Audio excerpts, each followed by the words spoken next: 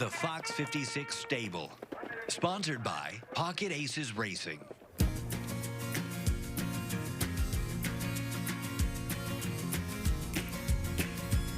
We're back at the Thoroughbred Center to get an update on a couple of the horses that are in the Fox 56 stable. And with us with Pocket Aces, we have Jared Shoemaker, and then we have one of the trainers. We have Dermot Littlefield. Guys, who do we have here with us today?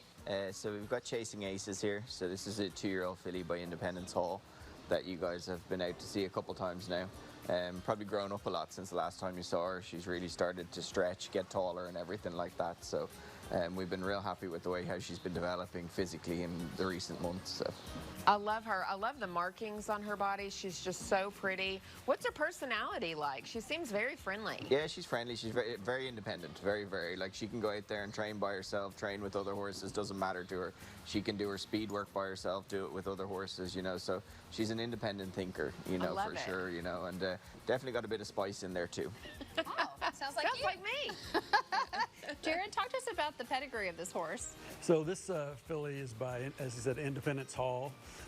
He's a relatively new sire. I think his oldest horses are 3 years old. They're on the track now. So, you know, a lot of, I think his sire is Constitution. So, you know, I think he's still not quite proven just yet, but we think a lot of him. We really think a lot of her just when we bought her. We were looking more at the physical and just how she presented herself at the sale and how she walked around the ring and all that. And so we were much more impressed by her physically. You know, pedigree's fine, but it was the physical that we really liked when we saw her and decided to make the purchase. All right. Yeah, I love it. I love the way she's looking at me in the eyes. I feel like we're becoming soulmates already. So how is the training going so far? Yeah, she's gone good. So so we gave her a little extra time just from the end of last year into the new year, just to let her grow up, get taller, fill into herself and everything like that. So she's starting to do some speed work now. She's kind of on a Saturday program or once weekly program right now where she's picking up the pace. So, you know, I think all going well, we'll get her up to about 3/8 breezing fit here in about the next 30 to 45 days, and then she'll ship on to the trainer from there. And she goes to the starting gate once every week, and she's up to where she's starting to come out of the front of the gate now with a little bit of speed to her. So. Oh, we like speed. Yes, we It's very do. important in a horse race. At what point are they fully grown?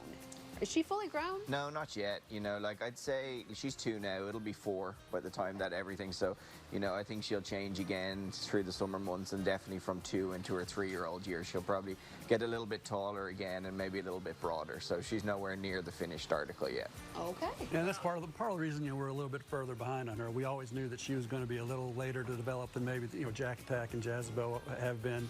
And she's a good size and she's got plenty of growing to do. So I'm really looking forward to seeing Well, what and I'm loving her name, Chasing Aces, which is another reason I will be placing a bet on her because she's got a great name.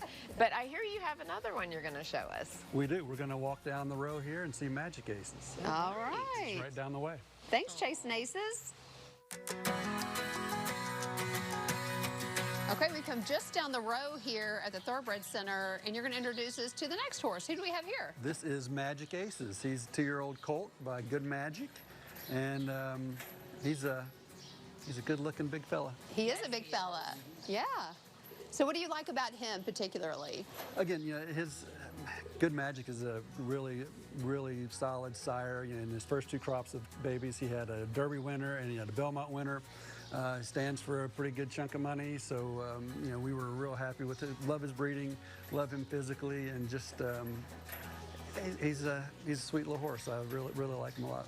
Yeah, I'm seeing a pattern here of sweetness, Dermot. What are you doing to magic touch these horses to make them so sweet? I think the big thing is just keeping them content. You know, it's like kind of keeping up with everything, whether it's dietary, like their little habits, their little things that they like to do. Like you'll see some of them, they're playing with the balls outside the stalls. Some of them like to get out, you know, train early in the morning, you know, come in, eat and rest and everything like that afterwards. And, you know, it's important that they have a good constitution. you know, because, you know, we're still in the early stages of their training and their development and everything like that. So we got to make sure that the job that we do is that they're in great shape going forward, you know, so that they can have a successful career. Yeah, because you said earlier their schedule's pretty strict, right? Yeah, no, and you know, we get them out every day, and you know, we've got training hours that we have to abide by, you know, and then we've got X amount of horses to train every day. So, you know, the big thing is you don't want to rush it. So you got to create plans, you know, that the horses, you know, can thrive in. You know, some need a little extra training at the end of the week, a little less at the, you know, the start of the week, you know, little bits and bobs like that. So we just try and figure out. But this guy right now, he's on the schedule.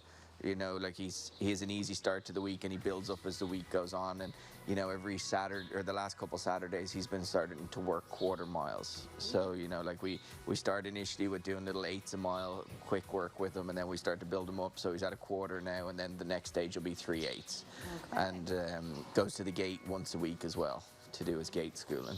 Well, how is his personality different from chasing aces? I'd say, like, the one thing, you know, obviously there's the boys and the girls, you know, so like you kind of got your different quirks there straight away, you know. Sometimes the boys like to look at the girls, so you got to make sure that you, you know, you got to, you know, make sure you plan your day right. But with him, you know, he's a little bit bigger and he takes a little bit more training, you know, like he's a bigger physical, so we would have done a lot more, you know, steady work with him early and then started to build him up, whereas the filly, mentally, she's very, like, tuned into what's going on, so we need to do a little bit extra with her, you know, kind of on the front side compared to like him. And also he's bigger and taller too, so you got to make sure you get the right amount of concussion into him so that his joints are all healthy and strong, so when he goes to the next stage, you know, for the finishing touches for getting to the races, that he's got that foundation underneath him, you know. Yeah, I love how it's not one size fits all when it comes to training these horses. It's very individualized. That's what you excel in, right? Finding their personalities and then coming up with a training program that suits just that horse. Yeah, exactly. And like the big thing about it is our job is to get them ready for the next man.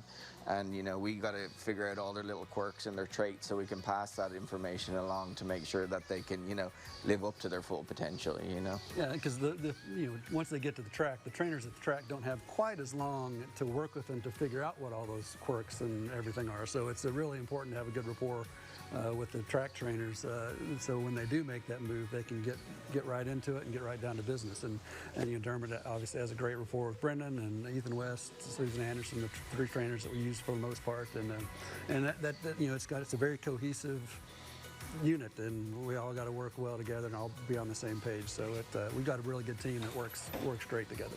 Well, teamwork makes the dream work. Thank you guys for introducing us to these other Fox 56 stable horses. We can't wait to meet the rest of them and talk more about their progression as we continue on this exciting path, hopefully to Churchill Downs and the Kentucky Derby, maybe in a year or two. Derby, Oaks, well, it better be next year. Yeah, next year, that's right. That's right. So you never know, so She's stay not tuned. good at math.